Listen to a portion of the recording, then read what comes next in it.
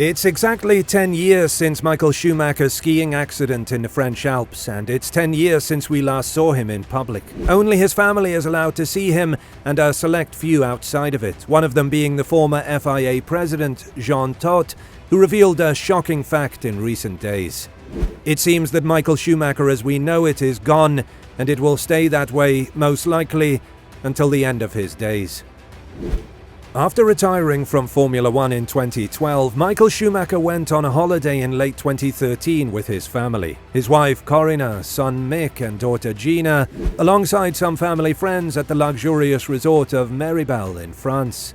Familiar with the slopes from numerous skiing trips across Europe, and being a cabin owner in the valley, Schumacher typically visited the area during the F1 off-season and celebrated his birthday on January 3rd.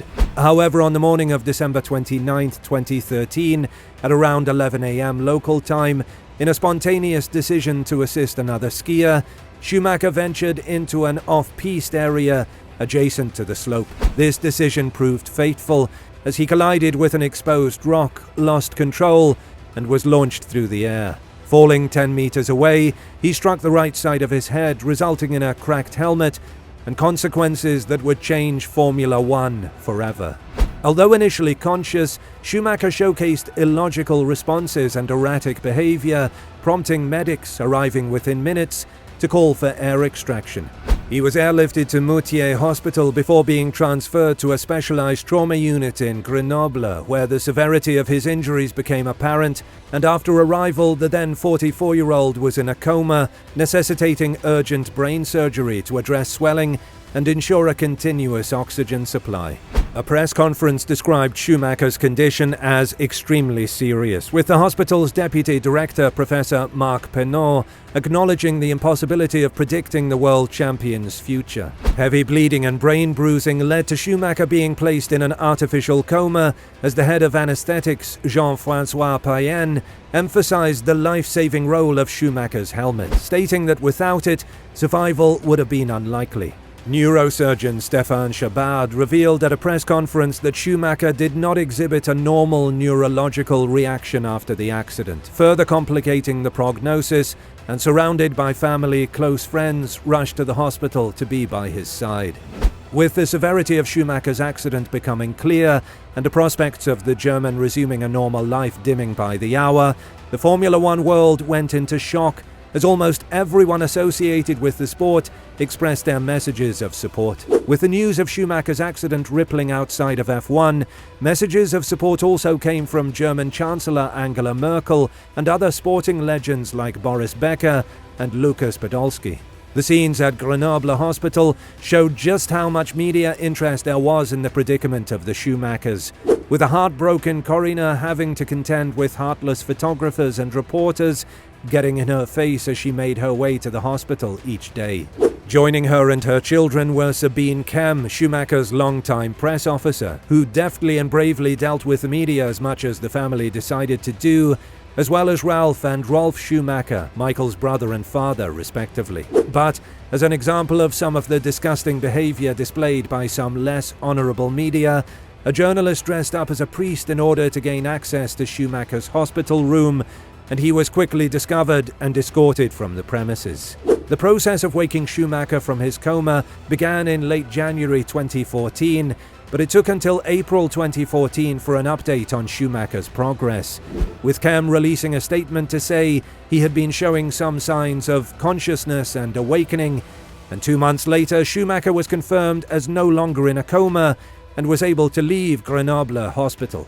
Schumacher underwent further medical rehabilitation at the University Hospital of Lausanne in Switzerland, situated near his own residence, and during this period, an appalling incident of selfishness unfolded when an individual connected to the Swiss helicopter air rescue company Rega as an executive was apprehended on suspicion of being involved in the theft and unauthorized disclosure of Schumacher's medical records.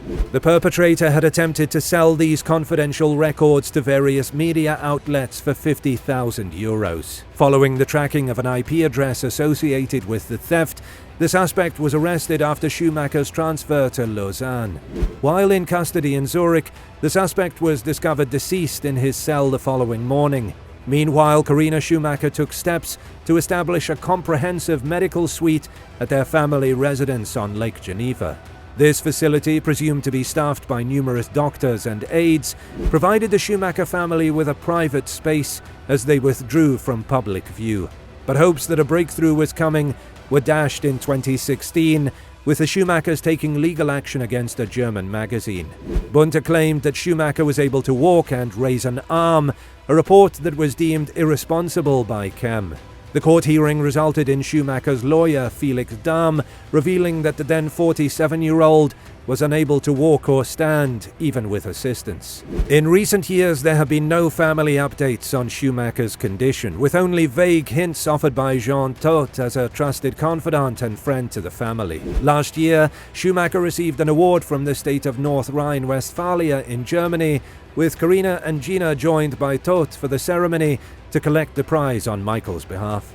Awarded to anyone who has made an outstanding contribution to the world, the ceremony took place only a few kilometers from Michael's childhood home. It was at the ceremony that Todt revealed that he and Michael, once a duo that struck terror into the hearts of their on-track foes, now sit together quietly to watch races on television. Schumacher's family have been very selective regarding who is allowed to know specific details about his condition, with only immediate relatives and close friends in the loop. His brother Ralph recently explained that he has not been allowed much contact with the family, but insisted that he will always be there for them should they ever need him. "Unfortunately, life isn't fair sometimes," he told Bunter last month. "We have to accept it. When I see his children, Gina Marie and Mick, my heart smiles. If anyone in the family seeks my advice, I am there. They go their own way, like my son." Mick has also talked about how he misses his father, and he would give anything to get precious racing advice from him, as that is a special bond that they share.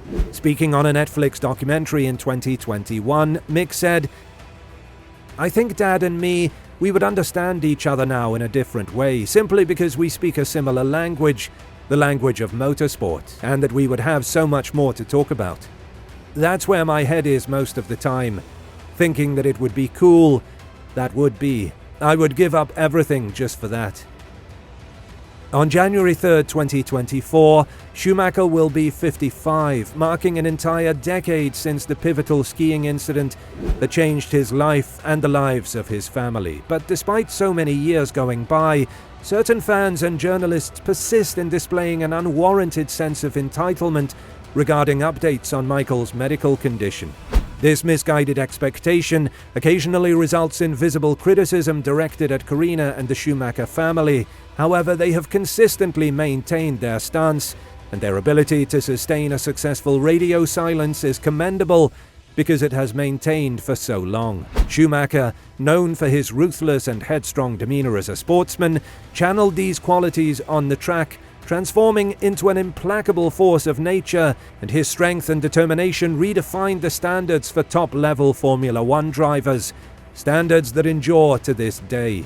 Following his marriage to Corinna in 1995, the couple faced the lows of Michael's early championship failures with Ferrari and soared to incredible heights through the early 2000s, setting records that still stand 2 decades later. Throughout the journey, Michael maintained a dignified distance from the media outside the racetrack, and this detachment allowed the Schumacher family, despite the spotlight cast on them, to raise their children away from public scrutiny and associated pressures, providing a grounded and normal life as the children went to school and led their own lives. Schumacher's remarkable ability to separate his public persona from his personal life became a crucial mindset adopted by Corinna during Michael's rehabilitation over the past decade. And rather than facing criticism, fans and everyone else should express gratitude for her position, considering the external morbid curiosity. Preserved in public memory are images of the unsullied world champion, the dominant Red Baron feared by every driver on the track. You cannot put a stain on the recollections of Michael's joy on podiums, his thrill at securing titles, and his confidence in being the best at what he did, And instead of feeling entitled, us as fans and especially journalists should be thankful for these enduring memories. As the family copes with the unimaginable sadness and torment of their current reality, far removed from the glory days and the envisioned post-retirement life for Michael, their dignity and composure in the face of pressure demonstrate that Schumacher's strengths are shared among Corinna, Mick and Gina. May this strength persist long into the future. Thank you for watching this video. Let us know your thoughts about Michael in the comments below. Make sure to like and subscribe, and have a happy new year, with many thanks for watching Racing Zone this year, as we hope to see you again in 2024.